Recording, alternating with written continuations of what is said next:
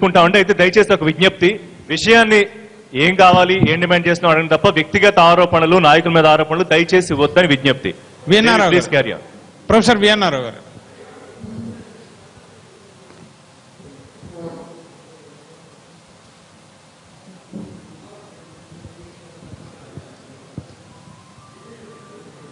ముందుగా ఈ రోజున 13 జిల్లాలతో నూతనంగా ఏర్పడినటువంటి ఆంధ్రప్రదేశ్ రాష్ట్ర ప్రజలందరి యొక్క మనోభావాలు, సెంటిమెంట్ బాగా బలపడుతున్నటువంటి సందర్భంలో ఎన్టీవీ బిగ్ డిబేట్ని ఏర్పాటు చేసి రాజకీయ పార్టీల ప్రతినిధులతో పాటుగా మేధావర్గాన్ని కూడా పిలవటాన్ని నేను అభినందిస్తూ ఉన్నాను. నిజానికి ఈ రోజున ఒక సామాన్య మానవుడి దృక్కోణంలో నుంచి చూసేటట్లయితే చాలా కన్ఫ్యూజన్ ఉన్నది. 2 సంవత్సరాల 4 నెలల తర్వాత కూడా చాలామందికి అసలు ఈ ప్రత్యేక హోదా అనే అంశాన్ని వివిధ రాజకీయ పార్టీలు ఏ విధంగా ఎందుకు ఇంత రాద్ధాంతం చేస్తున్నాయనేటువంటి అంశమే వాళ్ళ మధ్యలో మెదులుతుంది తప్ప రాష్ట్రానికి వనగూడేటువంటి ప్రయోజనాలు ఏ విధంగా ఉండబోతాయన్నటువంటి విషయం మీద కొంత అవగాహన కల్పించడానికి ఈ డిబేటు దోహదపడుతుందని నేను భావిస్తూ కొన్ని విషయాల్ని నేను ఒక ఎడ్యుకేషనిస్ట్గానే కొన్ని సూచనలు చేయదలుచుకున్నాను. రాజకీయ పార్టీలతో నాకైతే ఏమీ సంబంధం లేదు. ముందుగా నిజానికి ప్రత్యేక హోదా, ప్రత్యేక తరగతి హోదా ఈ రెండిటిలో ఏదైనా సరే ఇవ్వాలనేటట్లయితే మొదటి దానికి ప్రత్యేక హోదా రావాలనేటట్లయితే స్పెషల్ స్టేటస్ రాజ్యాంగం సవరణ ద్వారానే అది వీలు పడుతుంది. దాన్ని మనకి జమ్మూ అండ్ కాశ్మీర్ రాష్ట్రానికి ఇచ్చినట్లుగా ఆ విధంగా ఆర్టికల్ 370 దాని ద్వారా ఇచ్చేటువంటి ప్రయత్నం చేయొచ్చు. మరి అది ఎంతవరకు సాధ్యపడుతుంది? మనం అడుగుతున్నది అలాంటి ప్రతిపత్త లేక స్పెషల్ కేటగిరీ స్టేటస్ అంటే ప్రత్యేక తరగతి హోదా.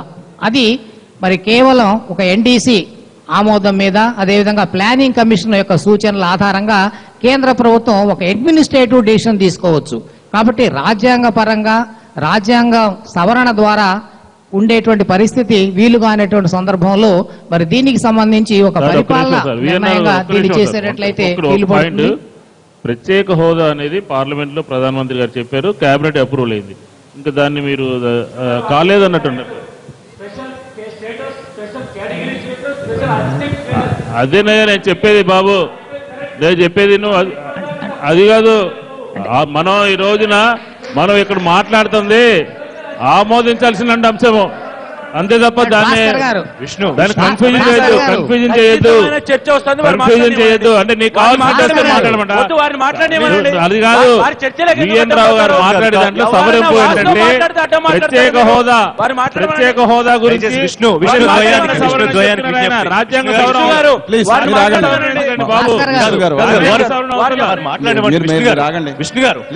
వారి అభిప్రాయం చెప్పనండి. విష్ణు గారు ప్లీజ్, వారి అభిప్రాయం వారి అభిప్రాయం చెప్పలేరా? స్పెషల్ స్టేటస్ గురించి ఓపెన్ గా మాట్లాడితే అడ్డం ఎందుకు మాట్లాడతారు? రాజ్యాంగ సవరణ అవసరం లేదు. రాజ్యాంగ సవరణ అంటారు, వారిని మాట్లాడి సవరణ అవసరం లేదు. విష్ణు గారు ప్లీజ్, విష్ణు గారు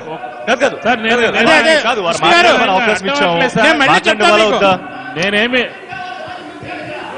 ప్లీజ్ కూర్చోండి అయ్యా, కూర్చోవాలి. నేనేం అడ్డమంటలా, కూర్చోండి అయ్యా, మీరు కూర్చోవాలి. విష్ణు గారు ఒక్క నిమిషం. విష్ణు గారు చూసారా? రిజల్ట్ చూసారా? ఏమండి భాస్కర్ గారు నేను చెప్పదలుచుకుంది ఏంటంటే చెప్పనివ్వండి. అసలు ప్రొఫెసర్ గారు ప్రజలకు సంబంధించి కొన్ని విషయాల మీద వారికి ఒక స్పష్టమైనటువంటి అవగాహన కలగజేయాల్సినటువంటి అవసరం ఎంతైనా ఉంది. కాబట్టి మనం ఈ రెండిట్లో ఏది మనం కోరుకుంటున్నాము, ఏది కేంద్ర ప్రభుత్వం నుంచి మనం ఈ రోజున ఆశిస్తున్నాం అనేటువంటి దాని మీద క్లారిటీ అనేది ఒకటి ఉండాలనేది మొదటి విషయం. రెండోది ఏంటంటే కొన్ని అర్హతలు ఉన్నాయి. అంటే మనకి ఈ స్పెషల్ కేటగిరీ స్టేటస్ ఒక రాష్ట్రానికి ఇవ్వాలంటే కొన్ని అర్హతలు ఉన్నాయి. అందులో దానికి సంబంధించినటువంటి చర్చ, దానికి సంబంధించి ఒక ఎఫెక్టివ్ కేసు రాష్ట్ర ప్రభుత్వం చేయాల్సినటువంటి అవసరం ఉంది. ప్రత్యేకించి అందులో మనం చూసేటట్లయితే కొండ ప్రాంతాలకి, అంటే మనకున్నటువంటి శ్రీకాకుళం అలాంటి జిల్లాలు, అదేవిధంగా ఆర్థికంగా ఇన్ఫ్రాస్ట్రక్చర్ ఇవన్నీ కూడా చేయాల్సినటువంటి అవసరం ఎంతైనా ఉంది.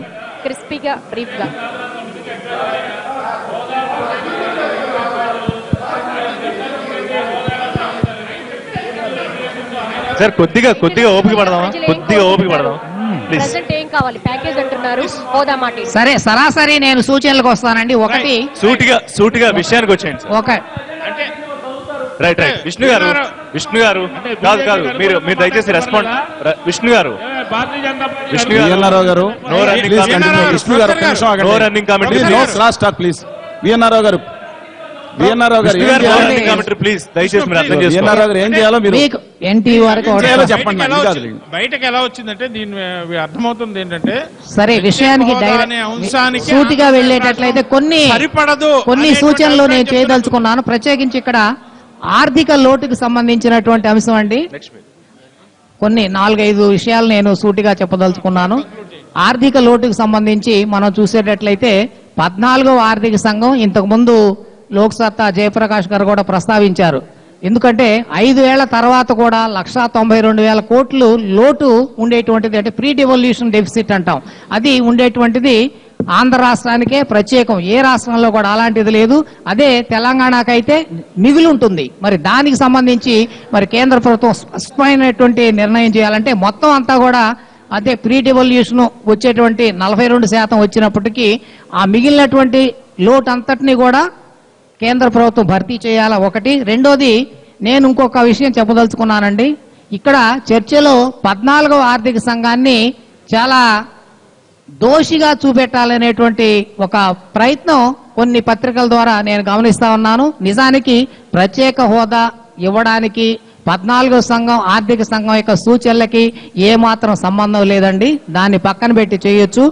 అంతే 32% నుంచి 42% ఇచ్చింది కాబట్టి ప్రత్యేక హోదాకి పెద్ద ఏమీ అందులో ఇంపార్టెన్స్ లేదు అనేటువంటిది నిజం కాదు. ఎందుకనంటే దానికి మించే ఇవ్వచ్చు. ముఖ్యంగా సెంట్రల్లీ స్పాన్సర్డ్ స్కీమ్స్ ని ఇక్కడ ప్రస్తావించడం జరుగుతుంది.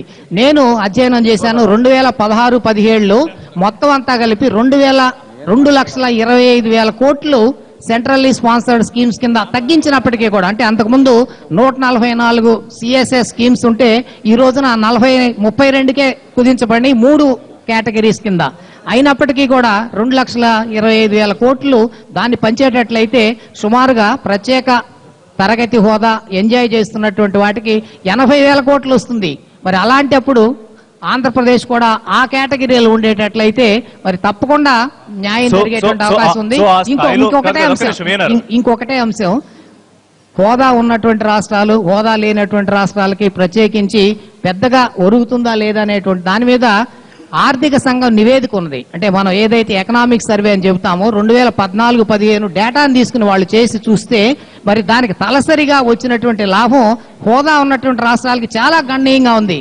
అది అఫీషియల్ గా డిక్లేర్డ్ స్టాటిస్టిక్స్ లోనే ఉన్నది. కాబట్టి మనం దాని గురించి చర్చ చేయాల్సినటువంటి అవసరం లేదు. హోదా తప్పకుండా చాలా మేలు చేసేటువంటి అవకాశం ఉంది రాష్ట్రానికి. మరి అదే విధంగా ఒక్క నిమిషం బీజేపీ మిత్రులు విష్ణువర్ధన్ రెడ్డి గారికి నేను ఒకే అంశంలో, ఎందుకంటే 1,43,000 కోట్లని వారి అధ్యక్షులు ప్రకటించారని చెప్పారు. దాన్ని రివైజ్ చేశారు 1,72,000 కోట్లు. అయితే నేను ఇందులో కేంద్ర ప్రభుత్వాన్ని రాష్ట్రం తరఫున కోరేది ఏంటంటే దీనికి ఒక టైం లైన్ ఉండాలా. అంటే ఎప్పుడులోపు ఈ 1,72,000 కోట్లు వస్తాయి?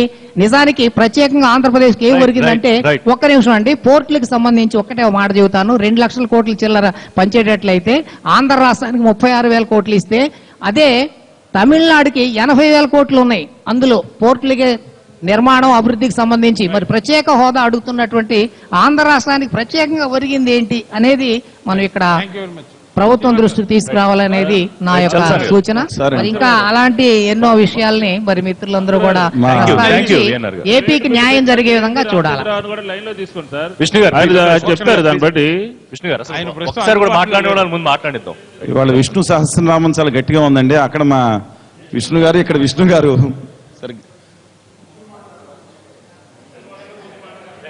Coming to the point. విషయం అర్థమైతే చాలు, ఎలా మాట్లాడదు. ఇదిగో రాంబాబు గారు ఉండండి. నేను ఇలా ఏమనుకున్నానంటే ఒక్కటి కోరుకుంటున్నా, మీ చర్చ అయిపోయే సమయానికన్నా ఈ విష్ణు గారు, ఆ విష్ణు గారు, రాంబాబు గారు, లేదా దినకర్ గారు, మొత్తం అందరూ జోగి రమేష్ గారు ఒక్కటిగా కూర్చుని ఎందుకు చేతులు గనక పట్టుకుని నిలదీస్తే ఎందుకు రాదనేది వాళ్ళందరూ అడుగుతున్నారు. ఒకళ్ళు అర్థం కావట్లేదు ఎవరికి. కాదు కాదు కాదు కాదు శ్రీనివాస్ వస్తారా రైట్ రైట్ రైట్ విష్ణు గారు శ్రీనివాస్ గారు నేను- మేమంతా కూడా బ్లాంక్ చెక్లు ఇచ్చేస్తాం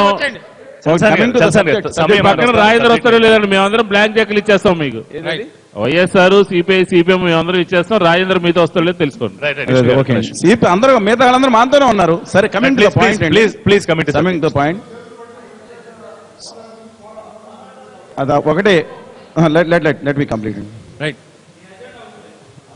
హోదా ఉద్యమం మొదలు పెట్టినప్పుడు కాదు కాదు ఒకసారి రాంబాబు గారు ఒక నిమిషం, రాష్ట్ర please, కొద్దండి విష్ణు కాదు కాదు విష్ణు, అసహనంగా ఉన్నారు రన్నింగ్ కామెంట్ చేసుకుంటే డైవర్ట్ అయిపోతుంది ప్లీజ్ హోదా ఉద్యమం ఇవాళ మొదలవలేదు మార్చి 7 నుంచి మొదలు పెట్టాం ఇక్కడ 2014లో మీకు తెలిసి ఏం జరిగిందో మొట్టమొదటిగా దాన్ని 8 నెలల పాటు రాత్రి వాళ్ళు కష్టపడితే తర్వాత మొట్టమొదటిగా కాంగ్రెస్ పార్టీ కోటి సంతకాలు ఉద్యమం మొదలుపెట్టింది తర్వాత అక్కడ కూర్చున్నారు రామకృష్ణ గారు మేము 2-3 సార్లు అరెస్ట్ అయితే 7 రోజులు సబ్ జైల్లో కూర్చున్నాడు ఆయన ప్రత్యేక హోదా కోసం ఆ తర్వాత CPM party YSR Congress party ఢిల్లీలో దీక్షలతో మొదలుపెట్టి వాళ్ళు అన్ని పార్టీలు ఆఖరికి చంద్రబాబు నాయుడు గారు ముందు సంజీవిని కాదన్న చంద్రబాబు నాయుడు గారికి మార్చి వాళ్ళు నాకు కూడా కావాలి అనే సిచ్యువేషన్ అంటే రాష్ట్రంలో అన్ని పక్షాలు కావాలన్నాయి ఎందుకు రావట్లేదు ముఖ్యమైనది ఏంటంటేనండి ఏం చేయాలి మనం బస్సు మొదటి దశలో జిల్లాల్లో కార్యక్రమాలు తిరిగాం రెండో దశలో బస్సు యాత్రలో పాదయాత్రలు అయినాయి మూడో దశలో అమరణ నిరాధ్యక్ష 4 దశలో ఢిల్లీకి వెళ్ళి ధర్నా చేసి నరేంద్ర మోడీ గారి ఇంటి మీదకి వెళ్ళాం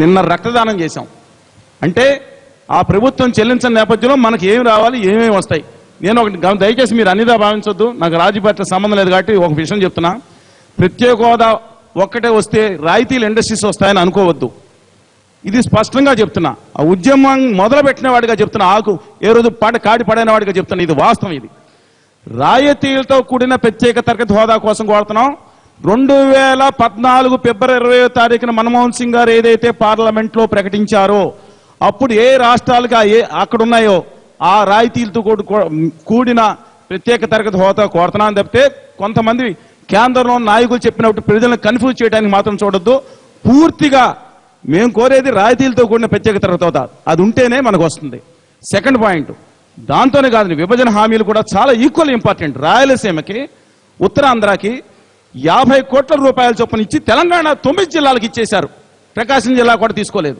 ఏమిటి అదనంగా ఇచ్చింది నేను పాయింట్ టు పాయింట్ మాట్లాడుతున్నా ముఖ్యమంత్రి గారు ఇక్కడ మాట్లాడతా 200 కోట్లు ఇమ్మంటారు గవర్నమెంట్ సెంట్రల్ గవర్నమెంట్ 24,350 కోట్లు కావాలని రాశారు మా ప్రధానమంత్రి గారు ఇచ్చిన ప్రకటనలో ఇక్కడ ప్రకారం కేపీకే స్కీమ్ ప్రకారం 12,500 కోట్లు రావాలి ముఖ్యమంత్రి గారు 200 కోట్లు చాలంటున్నారు ఈ నేపథ్యంలో వాస్తవాలు తెలుసుకుని అఖిల పక్షాన్ని పిలిచి నేను స్పష్టంగా చెప్తున్నా అన్ని పక్షాలను తీసుకుని వెళ్లాల్సిన బాధ్యత మా ముఖ్యమంత్రి తెలుగుదేశం పార్టీ అధినేతగా మేము భావించట్లా ఈజ్ ద లీడర్ ఆఫ్ ఈ స్టేట్ కి లీడర్ ఆయన ఆ విధంగా గౌరవిస్తే అన్ని పార్టీలను తీసుకెళ్ళారు 2 సంవత్సరాలు 3 నెలలు అయింది ఒకసారి కూడా తీసుకెళ్ళిన నేపథ్యం ఇంకొక విషయం అండి టీఆర్ఎస్ పార్టీ రాష్ట్ర విభజన అయిన తర్వాత ఏదనుకున్నాం టీఆర్ఎస్ పార్టీ రాజ్యసభలో ప్రకటించింది మేము మద్దతు ఇస్తున్నామని తమిళ మానిల కాంగ్రెస్ ప్రకటించింది 13 పార్టీలు ఈ దేశంలో తాటి మీదకి వచ్చి ప్రత్యేక తరగతి హోదా ఇవ్వండి అంటే ఇంకేంటండి పార్లమెంటు మీద నమ్మకం ఇక్కడ విద్యార్థులు అడుగుతున్నారు మమ్మల్ని మోసం చేసిన పార్లమెంటులో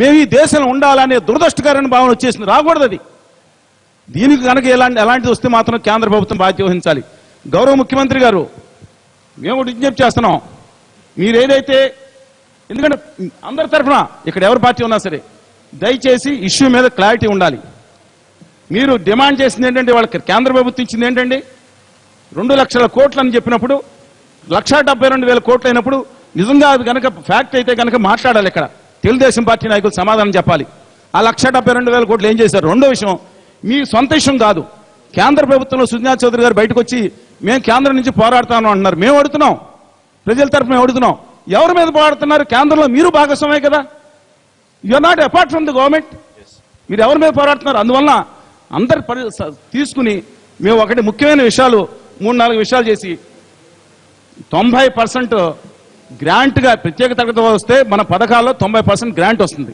కానీ ప్రత్యేక కేంద్ర ప్రాయోజిక పథకాల విలువ తగ్గించినా సరే విదేశాల నుంచి 81,000 కోట్ల రూపాయల రుణంతో మన రాష్ట్రంలో ప్రాజెక్టులు చేపట్టడానికి ప్రయత్నిస్తున్నారు అందులో చాలా వరకు 31,000 32,000 కూడా ఆమోదం పొందింది ఇది అంటే 80,000 కోట్ల రూపాయల్లో 90% నిధులు అంటే 70,000 కోట్ల రూపాయలు మన రాష్ట్రానికి వస్తుంది విదేశీ నుంచి. ఏమిటైనా 2,000 కోట్లని మాట్లాడతారు ఒక్కొక్కళ్ళు. వాళ్ళకి లెక్కలు తెలియదా? 70,000 కోట్ల రూపాయలు కనపడతా ఉంది. ఇంకొకటి మాట్లాడుతూ ఉన్నారు, ఇవాళ భారతీయ జనతా పార్టీ ఏం చేయలేదని చెప్పను నేను. నాకు కోపం ఉంది, కానీ ఒక 3 విషయాలు వాళ్ళు ఒక ఎల్ఈడి బల్బులో లేదంటే ఇళ్ల గురించి మాట్లాడారు. మాకు కావాల్సింది ఏంటంటే ఇవాళ మధ్య తరగతి ప్రజలకి మీరు మాట్లాడండి, ఎన్ని ఉద్యోగాలు వచ్చింది చెప్పానండి. 3 ఎల్ఈడి బల్బులు 30 కోట్లు ఇచ్చారు, తట్టుకోలేకపోతున్నాం. గట్టిగా మాట్లాడితే ₹1,00,000 ఇచ్చారు వైజాగ్ మెట్రోకి. పుల్లారెడ్డి సీట్లు పంచి పెట్టుకున్నారు 15,000 కోట్లకి. ప్లీజ్ మాట్లాడితే నేను మమ్మల్ని మాట్లాడతాను, ఒక్కొక్క పాయింట్ మాట్లాడాల్సి వస్తుంది మీ గురించి. విష్ణు గారు వినండి, మీరు ఇచ్చింది మేము ప్రజలు 3 లక్షల నిరుద్యోగులు సంవత్సరానికి బయటకు వస్తున్నారు. నా వాయిస్ మాట్లాడండి. వస్తుంటే వాళ్ళకి ఎన్ని ఉద్యోగాలు ఇచ్చారో కేంద్ర ప్రభుత్వం లేనప్పుడు రాష్ట్ర ప్రభుత్వం కూడా ఎందుకు శ్వేతపత్రం వేయట్లేదు అంటే ఇవాళ అవసరం ఉంది. రాయితీలతో కూడిన ప్రత్యేక తరగతి హోదా అనేది మధ్య తరగతి ప్రజలకి, సామాన్యులకి, అందరికీ కూడా అవసరం. అదేదో పెట్టుబడిదారులకంట ఇందాక ప్రముఖ పారిశ్రామికవేత్త వచ్చి మాట్లాడి వెళ్ళిపోయారు. పారిశ్రామికవేత్తలకు అవసరం లేదా అంటే ఎవరికి అవసరం అంటే ఇవాళ నేను ఒక ఆయన రాస్తా ఉంటారు మీడియాలో, ఇది ఎవరికి అవసరం లేదు మామూలు వాళ్ళకని. కేంద్రంలోనేమో బిల్లు పెడితే కేవీపీ గారు పెడితే ఎవరు కేవీపీ గారు పెట్టనివ్వండి, నాకు మన కొనకల నారాయణ గారు పెట్టమనండి, బాధ ఎవరైనా పాట పెట్టినా విజయసాయి రెడ్డి గారు పాట పెట్టారు. కానీ బిల్లు తీసుకుని వెళ్ళిపోతుండే బల్లలు తెరుచుకునే సంస్కృతి మంది. ఎవరు ఆ గుండె గాయం తగ్గట్లేదా? ఇక్కడ విద్యార్థులతో మాట్లాడుతూ ఉంటే ఒక పార్టీ నాయకుడు మాట్లాడతాడు, ప్రత్యేక హోదా కావాలా మాకంటే కబాలి సినిమా అడుగుతున్నారు, ప్రత్యేక హోదా అక్కర్లేదని మాట్లాడిన ఒక పార్టీ నాయకత్వంలో కడుపు రగులుకు పోయినా ఇక్కడ మీకు కడుపు బాధగా లేదా? ఈ నేపథ్యంలో మనం ఒకటి చేద్దాం. ఇక్కడ సమావేశంలో మనం అంతిమంగా ఒకటి చేయాల్సింది ఉంది. ఒక స్ఫూర్తిని నింపాలి, ఎవరికాళ్ళు మాట్లాడుకుంటాం కాదు. 2 పార్లమెంట్ సభ్యులు ఉన్న తెలంగాణ రాష్ట్ర సమితి దేశాన్ని కన్విన్స్ చేసుకుని మనం కాదు అనేక మంది వ్యతిరేకించినా సరే, కొంతమంది మేము హక్కులతో అడిగాం. శ్రీకృష్ణ కమిటీకి 700 పేజీలు రిపోర్ట్ కూర్చాం. ఒకవేళ విభజన అనివార్యం అయితే ఎలా కూడా చేయాలో అలాంటిది తెలంగాణ రాష్ట్రాన్ని సాధించుకున్నప్పుడు 5.5 కోట్ల మంది ప్రజలే కాదు, మన తెలుగు తల్లి గర్భాన్ని పుట్టిన తెలంగాణలో ఉన్న ప్రజలు కూడా అయ్యో వాళ్ళకి అన్యాయం ఏం జరిగింది అని వాళ్ళు మనతో కలిసి ఉన్నారు. 9 కోట్లే కాదు, కర్ణాటకలో ఉన్న తెలుగు ప్రజాసమితి రామస్వామి గారి నేతృత్వంలో కానీ తమిళనాడులో కానీ మనకి ఇవ్వాలని కోరు 13.5 కోట్ల మంది చేతకాని జాతి కాదని మనం నిరూపించాలంటే ఈ 33 మంది ఎంపీలు బీజేపీ మినహాయించానండి. 33 మంది ఎంపీలు వెళ్ళి నరేంద్ర మోడీ గారి ఇంటి ముందు కూర్చోమనండి, మిమ్మల్ని అరెస్ట్ చేయమని మీ అనుమానం మేము ఉంటాం. రావడానికి అన్ని పార్టీలు సిద్ధంగా ఉన్నప్పుడు ఎందుకు రావట్లేదు? 33 పార్లమెంట్ సభ్యులు మీరు తెలుసుకోండి, లెక్క లేకపోతే మొత్తం 36 మంది, 25 లోక్సభ. నాలెడ్జ్ గురించి మాట్లాడతారు, సబ్జెక్ట్ గురించి మాట్లాడండి. విష్ణు ప్లీజ్ బిట్వీన్ అది కాదు. అందుకని వాళ్ళు ముగ్గురు వదిలేసా, గోకరాజు గంగరాజు గారిని, హరిబాబు గారిని, మొన్న వచ్చిన సురేష్ బాబు గారిని తీసేసా. నా ఆంధ్రలో పుట్టిన నేను ఎందుకంటున్నానంటే మేము పాదయాత్ర చేసినప్పుడు రామకృష్ణ తెలుసు, భారతీయ జనతా పార్టీ వాళ్ళు వచ్చి మాకు మద్దతు పలికారండి. మేము ఇది కోరుకుంటున్నాం. వైఎస్ఆర్ కాంగ్రెస్ పార్టీ, తెలుగుదేశం అందరూ కలిసి కూర్చున్నారు ఆ రోజు. మేము వాళ్ళు కోరుతున్నాం. అందుకని ఆ స్పిరిట్ కావాలి నాకు, ఆ స్పిరిట్ కావాలి వాళ్ళకి. Voice of the people representative. మేము చాలా బాధపడ్డాం, ఒంటరిగా పోరాడాం. ఆ రోజు మొదలు పెట్టామండి. లాంతర్ అంటారు కదా, నిశీతి రాత్రిలో అలా మొదలు హేళన చేశారు. విభజన హామీలంటే ప్రత్యేక హోదా మొదలెట్టాడని కాడి పడలేదు. ఒక సిద్ధాంతం మీద ఉంటే పడేయకుండా పోరాడాలి. అందుకని నేను హంబుల్గా రిక్వెస్ట్ చేస్తున్నా, ఐ నీడ్ నాట్ బ్లేమ్ పర్సనల్గా వెంకయ్యనాయుడు గారినో, చంద్రబాబు నాయుడు గారినో, జగన్మోహన్ బాబు గారిని మేము బ్లేమ్ చేయాల్సిన పని లేదు. అందరినీ కలుపుకెళ్లాల్సిన సమయం. ఫైనల్ గా ఒకటి చెప్తున్నా, మీరు సిద్ధంగా Ambule appealing to all the political parties. మీరు ధైర్యంగా ఒంటరిగా ఒకళ్ళ మీద కూడా పోరాడుతాండి దయచేసి. కాంగ్రెస్ పార్టీ, బీజేపీ, తెలుగుదేశం ఏమో వైకాపాని ఈ విధంగా కాదు మాకు కోరుకునేది. అందరూ కలిసి కోరుకోవాలి. ఒంటరిగా మీరు ఒకళ్ళు కాదు, అందరూ కలిసి ఈ రాష్ట్ర ప్రజల ఆకాంక్షలను తీర్చాలంటే ఢిల్లీ గద్దెలో మీరు చేయండి. మేమందరం వెనకమాల ఉంటాం. మిమ్మల్ని బ్లాక్ మెయిల్ లొంగించిన ఒకవేళ మీరు చంద్రబాబు గారు కాదు, జగన్మోహన్ రెడ్డి గారిని కానీ, ఇంకొకళ్ళు కానీ, కాంగ్రెస్ నేతలు కానీ బ్లాక్ మెయిల్ చేసిన సిద్ధంగా మన ప్రజలు వెనకమాల ఉందాం, దమ్ముంది మనకి నిరూపిద్దామని చెప్పి కోరుకుంటూ ఏకంగా ఒక శక్తితో మనం పోరాడాలని అందరూ కలిసి అప్పీల్ ఇవ్వాలండి. వాళ్ళ నేను అనేది ఫైనల్ గా నేను ముగించాను. మీ అప్పీల్ ఇవాళ మనం బిగ్ డిబేట్ దేనికి పెట్టారు? ఎలంపల్లి గారా? అది కాదు. ఈ బిగ్ డిబేట్ దేనికి పెట్టారు? హోదా కోసం. మనం ఒక్క తాటి మీద ఉన్నావా లేదా అని నిరూపించకపోతే ఆడుకుంటారు మన జాతి వాళ్ళు. రైట్ గమనించండి. రాజేంద్ర ధన్యవాదాలు. రాజేంద్ర ప్రసాద్ గారు ఒక 2 నిమిషాలు ఆయన అయిపోయి సార్ మాట్లాడతారు. సార్ భాస్కర్ గారు కాదు కాదు ఒక్క నిమిషం కాదు నేను మాట్లాడతాం కాదు. ఒక పార్టీకి 1 by 1 నలుగురు ముగ్గురు నాయకులు మాట్లాడుతూ వెళ్ళిపోతాం. మిగతా వాళ్ళు సమాధానం చెప్పుకోవడానికి అవకాశం లేకుండా ఉంది. తెలుగుదేశం నుంచి ఆల్రెడీ ముగ్గురు మాట్లాడారు. అబ్జర్వర్స్ ఉన్నారు. ఆయనకి ఎక్కువ కాదు ఒకే సమాధానం చెప్పేసాక నెక్స్ట్ వెళ్ళిపోదాం. కలిసి వస్తారా లేదా అని అడిగారు కదా, దానికి చెప్పేసాను. దానికి చెప్పండి రాజేంద్ర ప్రసాద్ చెప్పాలి మీరు. రాజేంద్ర ప్రసాద్ మేము మాట్లాడినాక ఆయన మాట్లాడితే మాట్లాడండి. రైట్ ఋషి గారు రెండే నిమిషాలు ఆన్సర్ చేస్తే బాగుంటుంది. సమాధానం చెప్పాలి. ఒక్క నిమిషం. మా దానికి ఆయన చెప్తే బాగుంటుంది. బీజేపీ వాళ్ళు మాట్లాడుతా ఉంటే కాదు, వాళ్ళు సమాధానం చెప్పాలి. తప్పకుండా విష్ణు సమాధానం చెప్పాలి. బీజేపీ చెప్పాలి. అడ్డుపడుతున్నారు. ఋషి గారు మీరు 2 నిమిషాలు మాట్లాడితే మళ్ళీ మీరు మాట్లాడతారు. 2 నిమిషాలు మాట్లాడితే వాళ్ళకి ఇస్తాం. పోనీ రామకృష్ణ గారినే మాట్లాడమని చెప్పండి. చెప్తా. మీరు శ్రీనివాస్ గారు అడిగిన దానికి సమాధానం చెప్పండి రాజేంద్ర ప్రసాద్ గారు. శివాజీ గారు ఒక్క నిమిషం ఉండండి. ఆయన మీకు అవకాశం ఇచ్చారు, మీరు మాట్లాడండి. ఇప్పుడు శ్రీనివాస్ గారు అంటే మరి రాంబాబు గారు మంచి డ్రమటిక్ గా మాట్లాడారు. ఆయన మాట్లాడండి అన్ని ఒకసారి మళ్ళీ మీరు చలసాని గారికి చెప్పాలి, అందరికి చెప్పాలి. ముందు స్టార్ట్ చేయండి. ఇస్తున్నావా? రామకృష్ణ గారు కూడా అయిన తర్వాత కాస్త రామకృష్ణ గారు టైం తీసుకుని మాట్లాడు. షూర్ రామకృష్ణ గారు. అందరికీ నమస్కారం. హలో, ఎన్టీవీ వారికి కూడా అభినందనలు. మన బీజేపీ విష్ణు, కాంగ్రెస్ విష్ణు ఇద్దరు సహకరిస్తే మేము ప్రశాంతంగా మాట్లాడొచ్చు. అదే ఇద్దరు ఉండాలి. మామూలుగా ఏమంటే ఢిల్లీలో బీజేపీ గవర్నమెంట్ ఉంది. సహజంగా కమ్యూనిస్టులు మేము సైద్ధాంతికంగా బీజేపీకి వ్యతిరేకం కాబట్టి మేమేం మాట్లాడినా వ్యతిరేకంగా మాట్లాడతానేది కూడా ఉంటుంది. కాబట్టి నేనేమనుకుంటానంటే మా పార్టీ అభిప్రాయం కాకుండా బీజేపీ వాళ్ళు ఏం చెప్పారో అదే నేను చెబుదామనుకుంటాను. ఈ పుస్తకం బీజేపీ వాళ్ళు వేసిన పుస్తకమే ఇది అందులో అదృష్టం ఏమంటే ఈ పుస్తకం ప్రకటించిన ఎడ్లపాటి రఘునాథ్ బాబు గారు కూడా ఇక్కడే ఉన్నారు. సీమాంధ్ర ఉద్యమ కమిటీ చైర్మన్ గా ఆ పుస్తకం వేసింది కూడా ఆయనే. కాబట్టి ఇది కూడా సంతోషం. ఎందుకంటే మేము లేమని చెప్పకుండా వారు కూడా ఇక్కడ ఉన్నారని. వారు ఎంత ఈ పుస్తకంలో చెప్పింది నేను అన్ని చెప్పను, ఎందుకంటే పుస్తకం అంటే టైం ఎక్కువ వస్తుంది.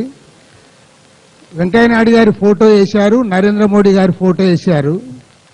మేము 10 ఏళ్లు ప్రత్యేక హోదా మేము వచ్చాక సీమాంధ్రకు పొడిగిస్తాం, ఆందోళన చెందొద్దు వెంకయ్య.